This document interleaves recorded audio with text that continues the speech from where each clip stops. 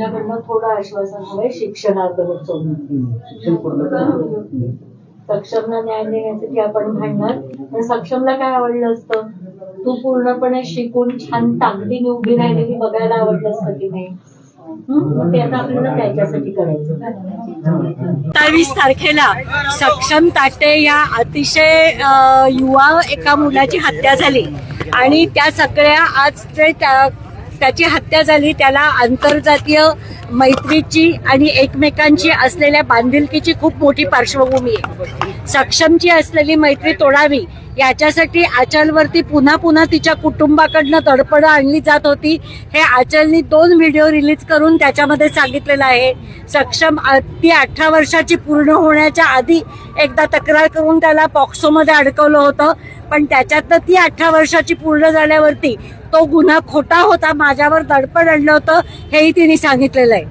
ज्या दिवशी सक्षमची हत्या झाली त्या दिवशी त्याच्या विरुद्ध गुन्हा दाखल करायला पुन्हा आचलला पोलीस स्टेशनमध्ये नेलं होतं आणि तिथे पोलीस स्टेशनमध्ये सुद्धा तिने अत्यंत ठामपणाने सांगितलं की माझी कुठलीही तक्रार नाहीये.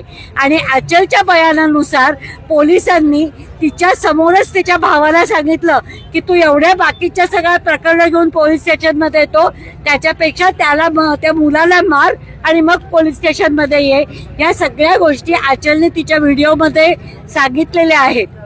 हे प्रकरण हे जात वर्चस्ववादातनं घडलेलं प्रकरण आहे.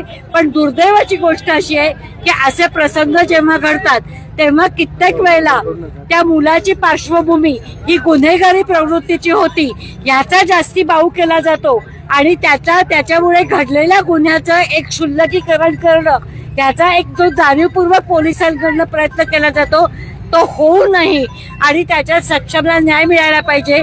आमची नांदेड पोलिसांकडनं अशी अपेक्षा आहे की याच्यापूर्वी अक्षय भालेरावच्या प्रकरणामध्ये जे घडलं ते आता घडणार नाही आणि अतिशय निपक्षपातीपणे पोलीस याची चौकशी करतील.